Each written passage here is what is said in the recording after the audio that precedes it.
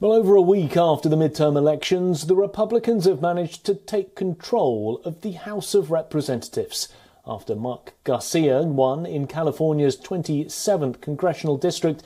It gave the GOP one more seat in the House and therefore control of it, according to US media projections.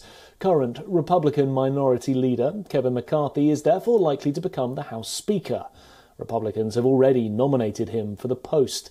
But in order to be elected as the Speaker, he will now need support from the majority of the 435 members of the House. Now that the Republicans control the lower chamber, it'll allow them to halt President Joe Biden's legislative agenda. The Democrats still control the upper chamber, but with this outcome, Washington is heading towards legislative gridlock.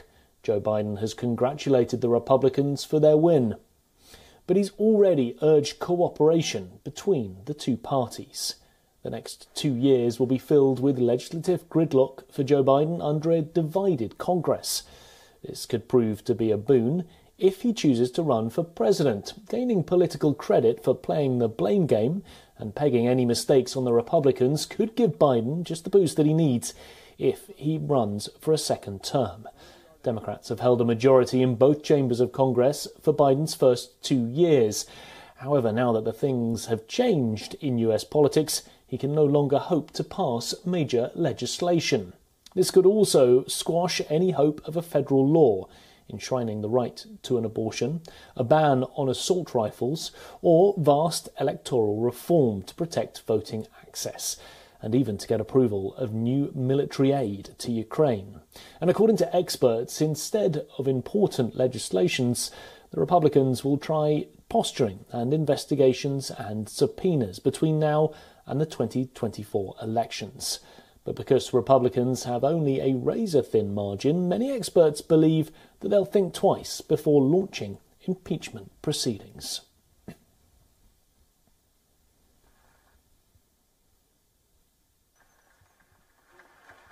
For more on this, we're joined by our correspondent Susan Turani, who's joining us live from New York City. Susan, finally, more than a week since those midterm elections, we now know who controls the House. It's the Republicans. What does all this mean for Biden's domestic agenda?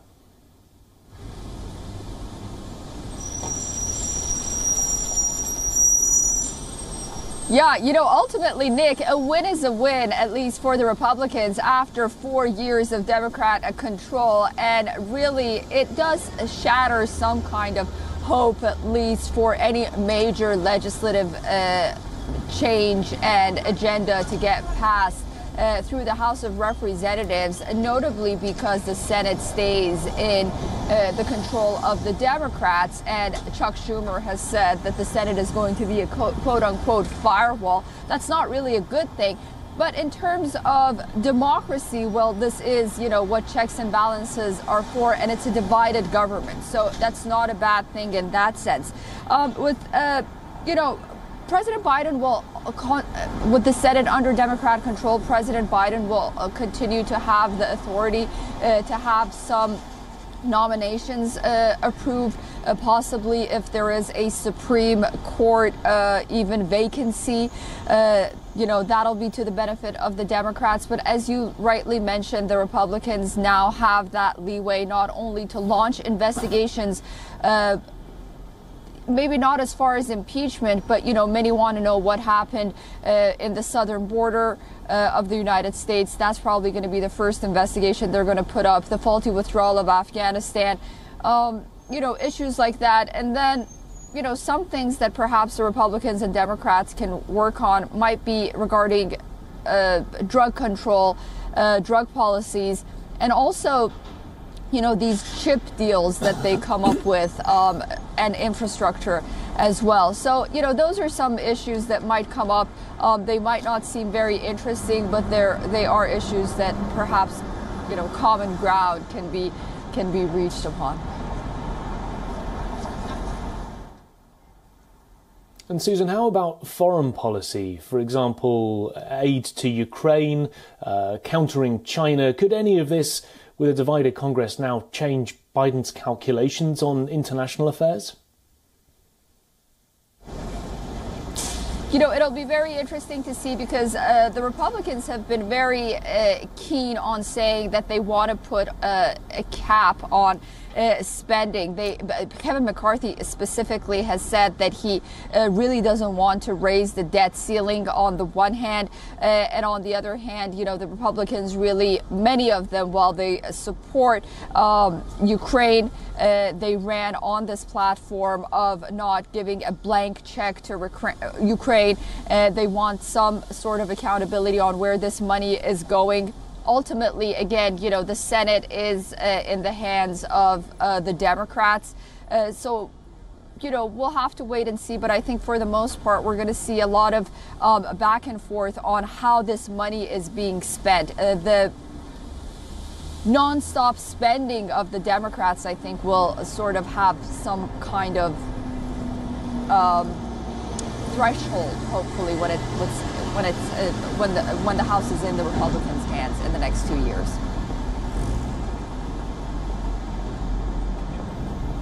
Susan, thank you. That was Susan Tarani joining us live from New York City. Well, we're also now joined by John Christopher Bua, a US political analyst and White House commentator. He's joining us live from Washington, D.C. Thanks very much for being part of the show. I wanted to start by asking, really, what does this mean for President Biden over the next 2 years? A divided Congress, potentially gridlock ahead. I'm guessing all of this makes it much harder for the president. Well, he's ready for it. He knows what's going on. He knows that the Republicans have been handed a snake pit by the former guy, we call him. We don't mention Trump's name anymore. And the speech he made was absolutely obsequious and ridiculous and very hateful and filled with lies. So now Kevin McCarthy can thank Donald Trump for leaving him with a completely different House. The red wave has become a blue tsunami, I'm afraid to say, for the Republicans. The Democrats will hold on to the Senate. And as far as any legislation is getting done, the Republicans better start looking like they're going to work for the American people, or they're going to be thrown out again in a couple of years. You cannot just gridlock a president, especially when there's a major war going on. We're seeing missiles falling in Poland while the president is on his trip, including with the Indian president as well, and all the world leaders. And now we have this horrendous group of very extreme right-wing Republicans who are going to push Kevin McCarthy, who is not that extreme. He's trying to get along with people. He's sort of pathetic. And then they're going to push him to the right. He's going to not know what to do because don't forget, Mark, he has to answer to his own constituents, just like in any country and any democracy. And he's going to go back with an empty plate. So Biden is sitting back and Biden's going to say, look, I'm willing to work with you all. I've been doing this for a long time. I was a senator. I was a member of Congress. I was vice president, and I know how to work with Congress. I know all of these people, but let's work together for the American people. And it's up to Kevin McCarthy and the extreme right wing, frightening. And they will cut off, as our friend in New York said, they are looking to cut off funding for the war in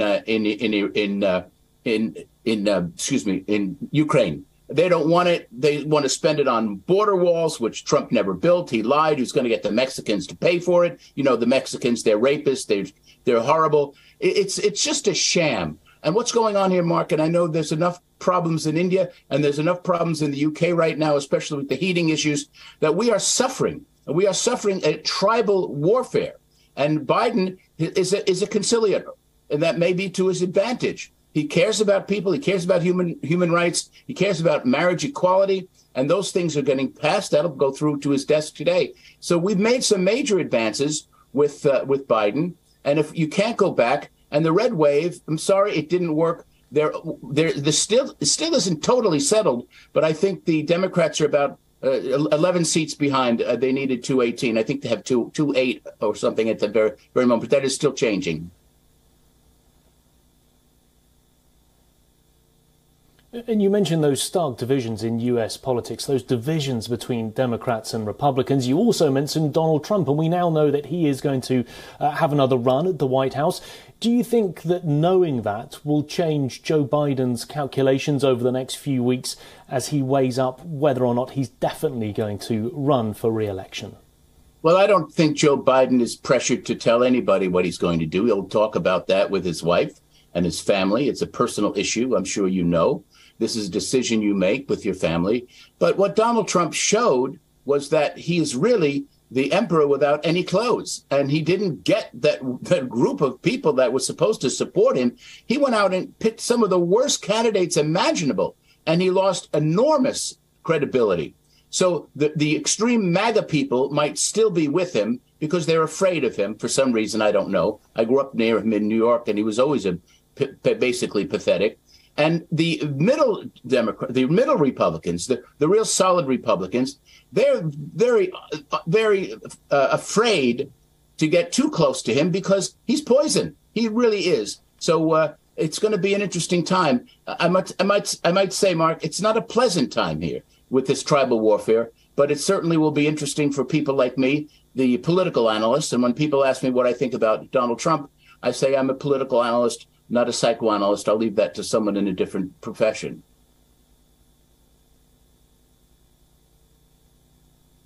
John Christopher Brewer, US political analyst and White House commentator. Thank you very much for your time this morning.